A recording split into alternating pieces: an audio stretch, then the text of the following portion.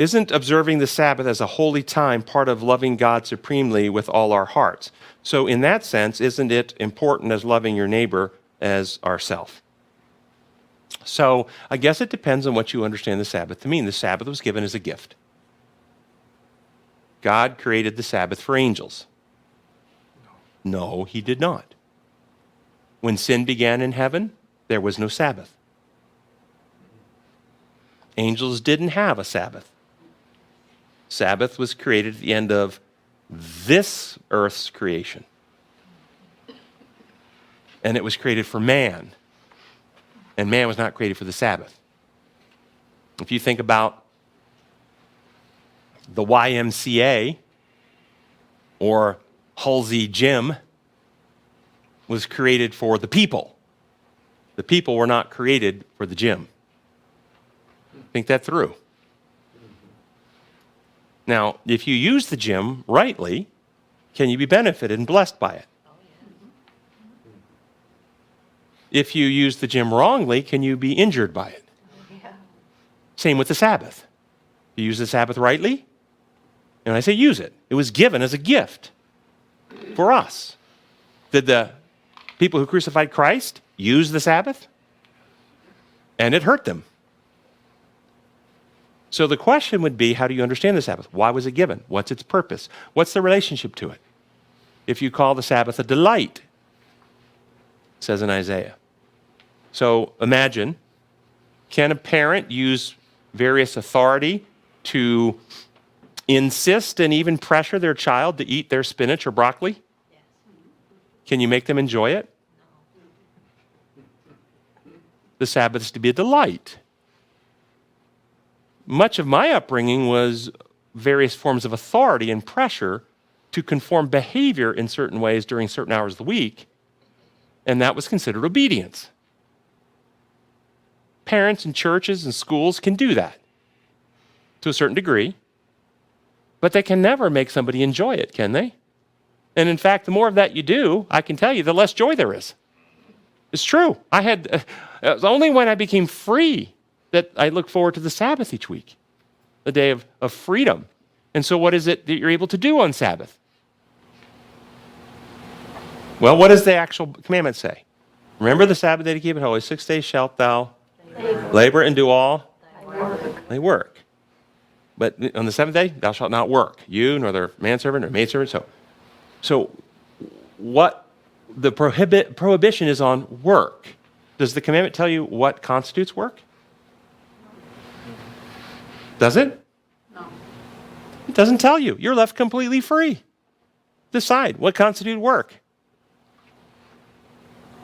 Kicking a soccer ball around with your kid in the yard on Sabbath afternoon, does that work?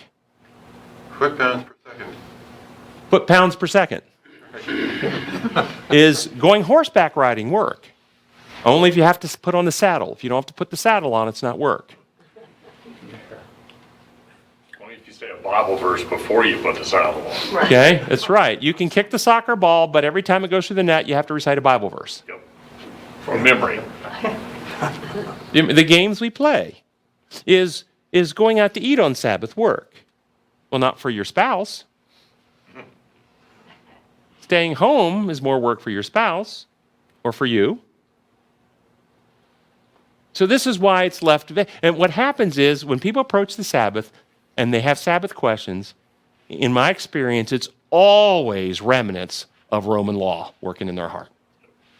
What can I do? What am I supposed to do? Don't I have to obey? What happens if we don't obey? What happens if the TV's not off at sunset? What if we do this? Where does the Bible say, remember the Sabbath day to attend church services? 6 days shall you be out doing your business, but on the seventh day you must show up at church.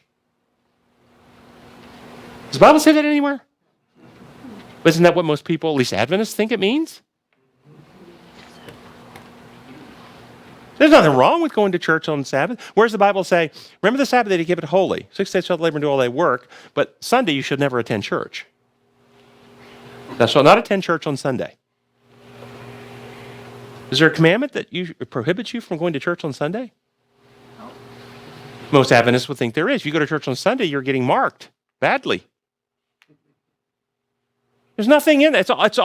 It's a misapplication, misunderstanding of imposed law. The Sabbath is a sign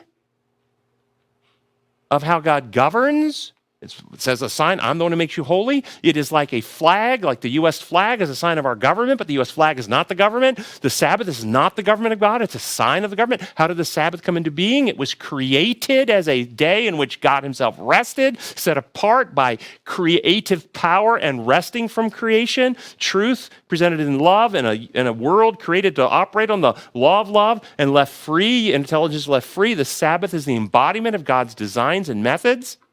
And thus, the Sabbath is a sign that those who appreciate and internalize God's laws live those principles all week long. So all week long, you're remembering the Sabbath to keep it holy because you live truth in love and you leave other people free all week long. You're a Sabbath keeper. Sunday became a day of worship by legislation. And it's a sign or mark of imperial human law or Satan's government. It doesn't really matter if you go to church on that day. What matters is if you value that method of justice and righteousness, then you will use power and coercion to coerce the consciences of others. So under the COVID thing, certain church organizations coerced the consciences of their employees, threatened to fire them, and would not give them religious exemption if they didn't want to inject something into their spirit temples. They were marked beastly, even if they went to church on Sabbath. Whereas other Christian organizations who go to church on Sunday protected the consciences of their employees and students and would not coerce them. They're Sabbath keepers, even though they go to church on Sunday. And this is the bigger truth. And people want to make it so simple about simply a 24-hour period each week. It is a 24-hour period each week, but it's what it represents. It's a sign. It's a gift to us.